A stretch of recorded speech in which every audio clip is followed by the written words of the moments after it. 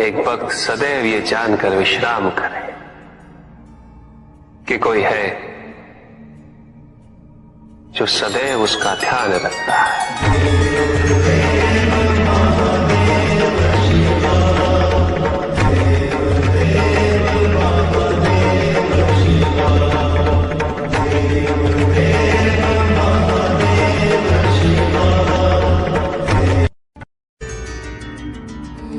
भक्त की भक्ति और उसकी श्रद्धा से प्रसन्न होकर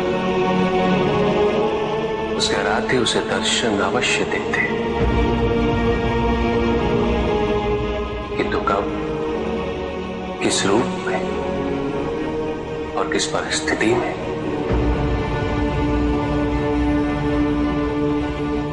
इसका पूर्व ज्ञान होना भक्त के लिए संभव नहीं होता।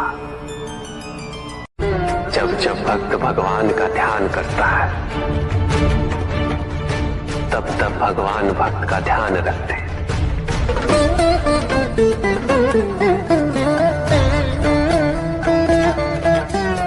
किंतु जिस क्षण भक्त भगवान का ध्यान नहीं करता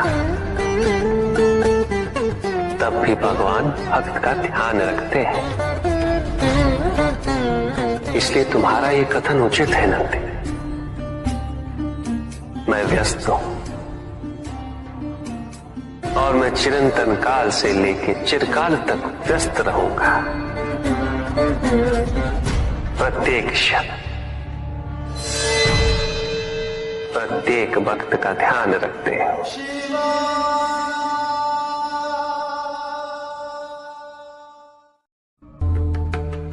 जिसके कारण स्वार्थ, विनाश, क्रूरता, अशांति और भय में वृद्धि हो,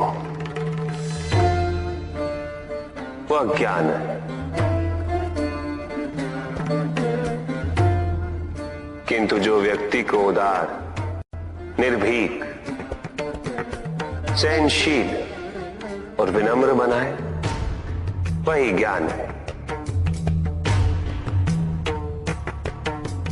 अज्ञान की शक्तियां दुरुपयोग करने हेतु प्रेरित करती हैं, किंतु जो अपनी शक्तियों और अपने सामर्थ्य के प्रति अपने उत्तरदायित्व को समझाए,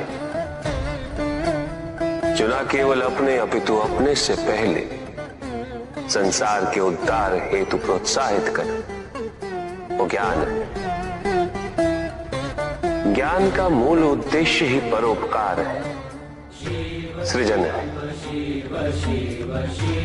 दूसरों की भावनाओं को समझना, उनका आदर करना, यही ज्ञान है। क्योंकि ज्ञान हमें न केवल अपने अपितु दूसरों के दुख और सुख के प्रति भी संवेदनशील बनाता है। किंतु जो दूसरों की भावनाओं का अनादर करे, उसे ज्ञान की श्रेणी में कैसे रखा जा सकता है?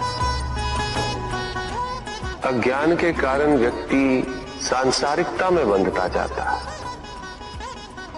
मोह माया में उलझता जाता है। अज्ञान परम सत्य से दूर ले जाने का माध्यम है, किंतु ज्ञान व्यक्ति को परम सत्य की ओर ले जाता है।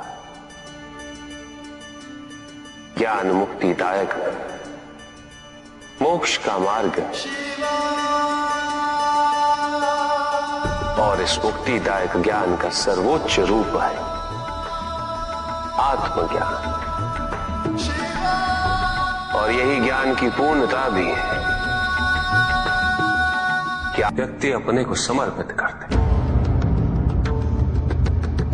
छोड़ दे अहंकार को, तो ब्रह्म की इच्छा ही पूर्ण होती है और अभी भी वही फलित हो रही है।